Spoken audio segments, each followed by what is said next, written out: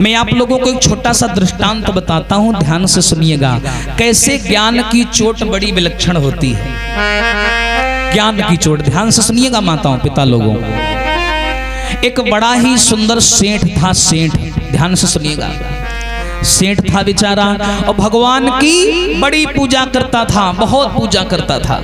हाँ, लेकिन बेचारे के घर में कोई ना कोई मुसीबत बनी रहती थी। ध्यान से सुनिएगा। एक ऐसा सेठ था, कोई ना कोई मुसीबत बेचारे के घर में हमेशा बनी रहती थी। खूब पूजा करता, खूब सवेरे अगरबत्ती लगाता, सवेरे उठ के जल्दी नहा लेता, पाठ पूजा करता, रोटी बाद में खाता, एक रोटी गाय के लिए हमेशा निकालता था वो। लेकिन बेचारा बड़ा दुखी रहता है, बड़ा परेशान रहता है, कभी बेचारे को सुख नहीं मिलता। और देखो एक दिन क्या हुआ कि उसकी तपस्या सफल हो गई। एक दिन बेचारा भजन कर रहा था बैठा बैठा और भगवान प्रकट हो गए।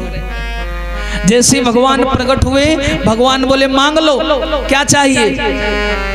सेठ ने देखा, बड़ा खुश हो गया, बोला रे प्रभु आ गए, प्रभु आ गए, अब तो मेरे जीवन में जय जयकार हो जाएगी, मैं बड़ा आदमी बन जाऊंगा, वरदान देंगे, मेरा जीवन चमक जाएगा ना।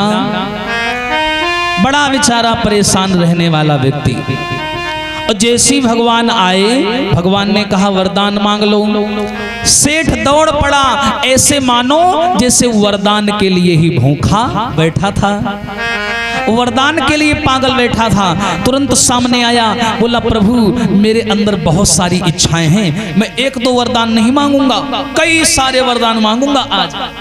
भगवान बोले बिल्कुल नहीं, तुम्हारी शर्तें हैं तो हमारी भी शर्तें हैं, मैं तुमको केवल एक ही वरदान दे पाऊंगा। अब ये तुम्हारी मर्जी है, जो तुम्हें मांगना है सोच समझ के मांग लो, एक के अलावा दूसरा वरदान नहीं देंगे।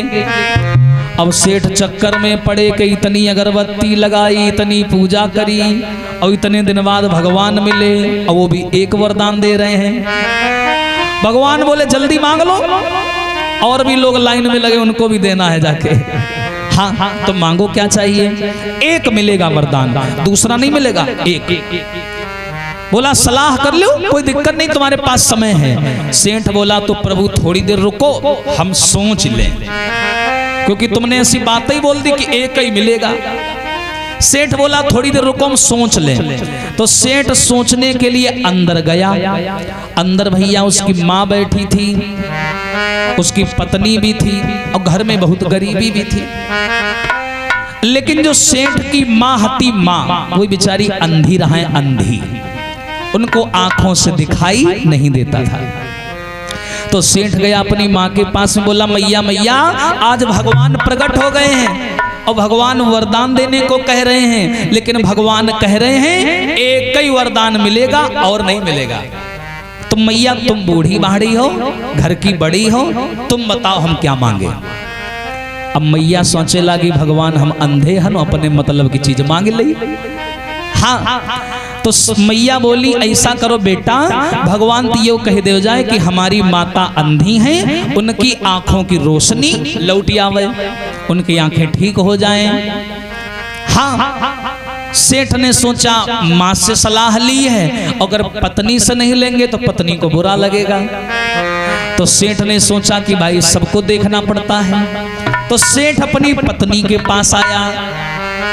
अब उसकी पत्नी से उसने पूछा कि देखो भगवान आए हैं, इतने दिन बाद हमारी तपस्या सफल हुई है, भगवान आए हैं, और देखिए भगवान कह रहे हैं वो वरदान मांग लो, लेकिन एक ही वरदान देंगे, दूसरा नहीं देंगे।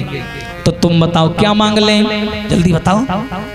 बेचारी पत्नी कहे लगी महाराज हमारे घर में एक ही कमी है, वो है कि हमारे कोई औलाद नहीं है, कोई बेटा नहीं है। तो ऐसा करो तुम भगवान से बेटा मांग लो।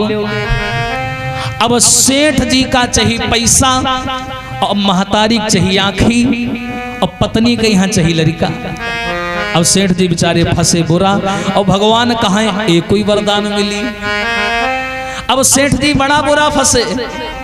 सेठ जी बोले मेरी माँ चाहती मेरी आंखें आ जाए, और पत्नी चाहती हमको बेटा मिल जाए, और हम सोचते हैं कि हम पैसा वाले हो जाएं। अब सेठ जी दिमाग लगावे लाग बड़ी दयालु सेठ साचत रहे। और बाद में सेठ भगवान के सामने पहुंचे। भगवान बोले सोच ली ने हो? हाँ प्रभु सोच ली। चलो मांगो का चाहिए। अब देखो दिमाग होए तो ऐसा होए। सेठ जी एक वरदान में यहाँ सब कुछ मांग ली। सेठ जी बोले प्रभु हमें कुछ नहीं चाहिए, अगर देना है तो इतना दो, जो मेरी माँ है, माँ जो मेरी माँ है वो अपनी आंखों से अपने पोते को सोने की थाली में खाना खाता हुआ देखे। हाँ समझो गहराई की बात है। हमें और कुछ नहीं चाहिए, हमें ये चाहिए कि जो हमारी माँ है वो अपने पोते को सोने की थरिया में खाना खाते हुए देखे। अब दिमाग को लगाओ, इसमें उसने वो तीनों चीजें मांग ली तीनों चीजें। उसने कहा मेरी मैया अपने पोते को सोने की थरिया में खाना खाता हुआ देखे। अब इसमें उसने माँ की आंखें भी आ गई, उसमें पैसा भी आ गया और भैया लड़का भी आ गया। हाँ अब भगवान वरदान दे करके चले गए। अब तो सेठ जी पैसे वाले हो गए, बहुत पैसे वाले हो गए, बड़े हो गए, बाल बच्चे हो गए और बाल बच्चों की शादी हो गई, घर में बहुएं हुए आ गई। अब तो सेठ जी धूमधाम से खुशी खुशी रहने लगे, बड़े आदमी बन गए। लेकिन भगवान अच्छे लोगों की परीक्षा बहुत जल्दी जल्दी लेता है, यहाँ ध्यान रखो भैया। जब सेठ जी के घर में खूब लक्ष्मी आ गई तो एक दिन सेठ जी बेचारे लेटे लेटे सो रहे थे और सपने में लक्ष्मी मैया आई।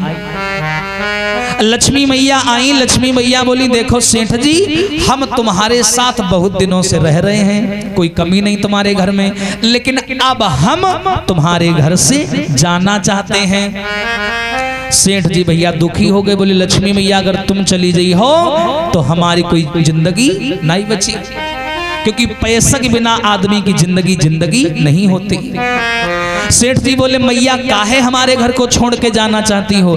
लक्ष्मी मैया बोली हमने बहुत रह लिया तुम्हारे घर में, लेकिन अब हम नहीं रहेंगे, क्योंकि हमारा एक स्वभाव है चंचल, आज इसके पास कल उसके पास, पैसा किसी के पास टिकता नहीं है, आज तुम्हारे पास कल उसके पास। तो लक्ष्मी बोली आज हम तुम्हारे पास रहे अब तक, अब किसी और के घर में जाकर के उजाला करेंगे। सेठ जी बोले नहीं हमका छोड़ के ना जाओ, हमको छोड़ के ना जाओ। बोले ठीक है। लक्ष्मी मैया बोली नहीं जाएंगे, तुम्हारी 3 बहुएं हैं, 3 बहुएं थी सेठ जी की। लक्ष्मी मैया बोली तुम जाओ, पहले 3 बहुओं से ये पूछो जा करके क्या मैं जाऊंगी, मैं छोड़ करके तुम्हें जाऊंगी, लेकिन जाने से पहले एक वरदान दे करके जाऊंगी तुम्हें, एक वरदान मांग लो तुम्हें जो चाहिए, लेकिन ऐसे नहीं, वरदान वही मांगोगे जो तुम्हारी बहुएं कहेंगी। बताओ क्या मांगोगे? जाओ अपनी बहुओं से पूछ के आओ। मैं चली तो जाऊंगी लेकिन वरदान दे करके जाऊंगी। अब सेठ जी आए अपनी बहुओं के पास में और रोने लगे, बोले बिटिया अब तो लक्ष्मी मैया घर को छोड़ के जाना चाहती हैं, अब तुम बताओ क्या करें? एकदम से बड़ी बहू बोली अरे क्यों जा रही है लक्ष्मी मैया, यहाँ क्या दिक्कत है उनको? सेठ जी बोले पता नहीं, लेकिन वो कह रही हैं हम जाएंगे, लेकिन जाने से पहले एक वरदान देकर जाएंगे, मांग लो क्या चाहिए? तो बड़ी वाली बहू का बोली पता है?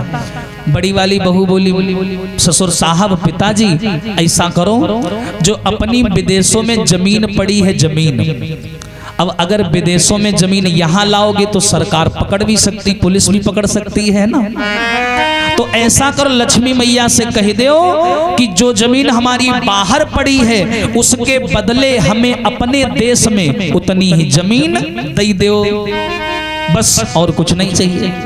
सेठ जी बोले यह पगलाई गई। सेठ जी जो मझली बहू रहा है उसके पास आए, बोले बेटिया तुम अपनी इच्छा बताओ, लक्ष्मी मैया छोड़ के जाना चाहती हैं, लेकिन जाने से पहले ये कह रही हैं कि वरदान मांग लो।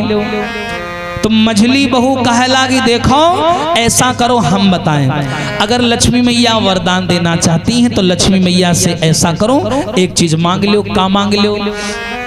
कि अपना रिश्तेदारी में विदेशों में बहुत सारा सोना रखा हुआ है, सोना अगर ऐसे सोना लेकर के आओगे पुलिस पकड़ लेगी। तो लक्ष्मी मैया से कह दो कि शक्ति के द्वारा वो सोना हमारे घर में लाके रख दो। हाँ, वो सोना रख दो और आधा पिताजी तुम ले लेना, आधा हमें दे देना। सब अपने अपने चक्कर में थे। अब सेठ जी का दोनों बहुवन की बात पल्ले नहीं पड़ी। जो सबसे छोटी वाली बहू है उसके पास सेठ जी आए, बोले बिटिया तुम क्या चाहती हो, तुम बताओ। तो जानते उसने क्या कहा? उसने कहा पिताजी अगर लक्ष्मी मैया घर छोड़ के जाना चाहती हैं और जाने से पहले वरदान देना चाहती हैं तो एक ही वरदान मांगना उनसे। क्या? ना पैसा मांगना, ना कौड़ी मांगना, बस लक्ष्मी मैया से इतना कहना, मैया मेरी 3 बहुएं हैं और जब तक मैं जिंदा हूं तब तक मेरी तीनों बहुओं में प्रेम बना रहे। इतना मांग लेना, मेरी तीनों बहुओं में प्रेम बना रहे, इतना मांग लेना। तो सेठ जी को वो बात अच्छी लगी। सेठ जी लौट करके आए। लक्ष्मी मैया बोली आ गए? हाँ मैया आ गया। बताओ क्या पूछ के आए? सेठ जी बोले मैया मुझे कुछ नहीं चाहिए, ना पैसा चाहिए, ना धन चाहिए, ना दौलत चाहिए, ना सोना, ना चांदी, कुछ नहीं चाहिए। मैया अब तो तुम जा ही रही हो हमारे घर को छोड़कर, तो जाने से पहले इतना दे दो कि हमारा जो परिवार है, हमारी जो बहुएं हैं, आपस में प्रेम बना रहे, एक दूसरे से जलन ना होए, प्रेम बना रहे हमारे घर में। लक्ष्मी मैया बोली सोच लो अब समय है। सेठ जी बोले हमने सोच लिया, प्रेम बना रहे बस। लक्ष्मी मैया बड़ी खुश हो गई, मगन हो गई। बोली सेठ अब हम तुम्हारे घर को छोड़कर नहीं जाएंगे। बोलिए कन्हैया लाल की। लक्ष्मी मैया बोली अब हम छोड़ के नहीं जाएंगे। कहानी समझे आप लोग? लक्ष्मी मैया बोली कि जिस घर में प्रेम होता है लक्ष्मी वहां बिना बुलाए पहुंच जाती है, और जिस घर में प्रेम नहीं होता तो वहां लक्ष्मी अगर होती है तो भी चली जाती है। अब तूने प्रेम मांग लिया तो जहां प्रेम है वहीं तो मैं रहती हूं। इसीलिए कहते हैं जिस घर में, जिस परिवार में शांति है, प्रेम है, वहां लक्ष्मी बिना बुलाए चली आती है। और जहां लक्ष्मी तो है लेकिन आए दिन लड़ाई होती है, कलह होती है, ऐसे घरों में लक्ष्मी नहीं रुकती। बोलिए आनंद कंद भगवान की। आइए एक ताली बजा करके भगवान का संकीर्तन बोलें, फिर देखते हैं राजा बलि की कथा की ओर। बोलेंगे सभी लोग।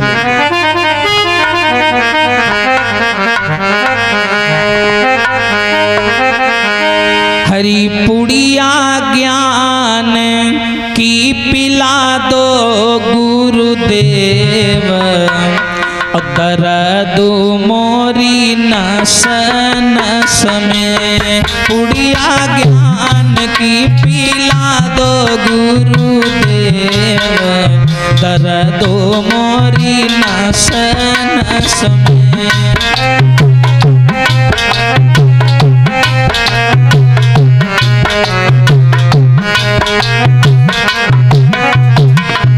ए भैया ताली बजा के बोले सभी लोग।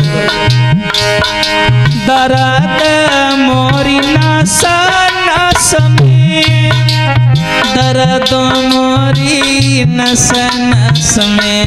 पुड़िया ज्ञान की पिला दो गुरुदेव, दर्द मोरी नस नस में।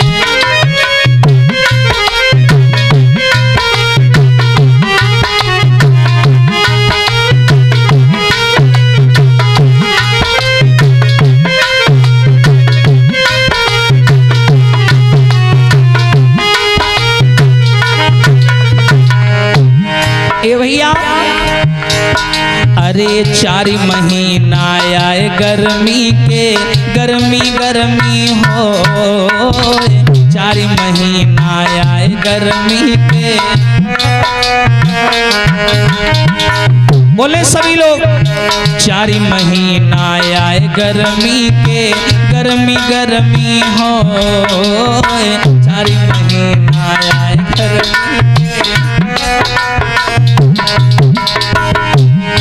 और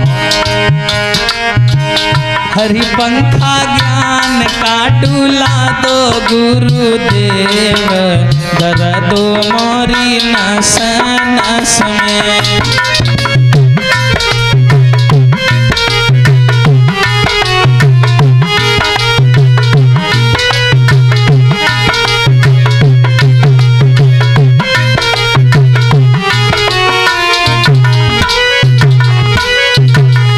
ए भैया हरे चार महीना आए वर्षा के, वर्षा वर्षा हो, चार महीना आए वर्षा के। हाँ चार महीना आए वर्षा के, वर्षा वर्षा हो, चार महीना आए वर्षा के। और अरि छप्पर ज्ञान का छावा दो गुरुदेव, कर दो मोरी नस नस में।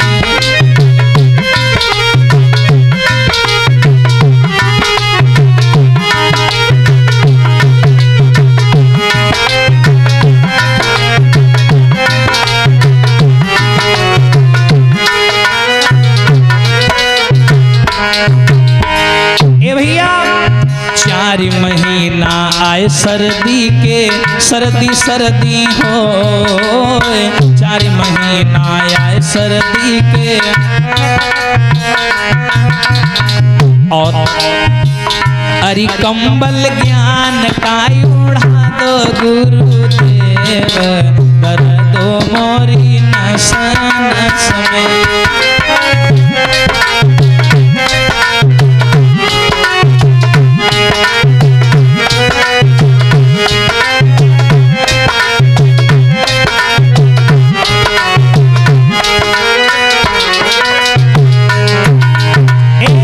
पुड़िया ज्ञान की पिला दो गुरुदेव, कर दो मोरी नस नस में।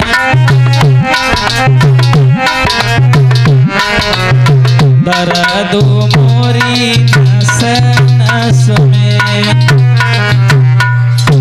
बोलिए आनंद कंद भगवान की।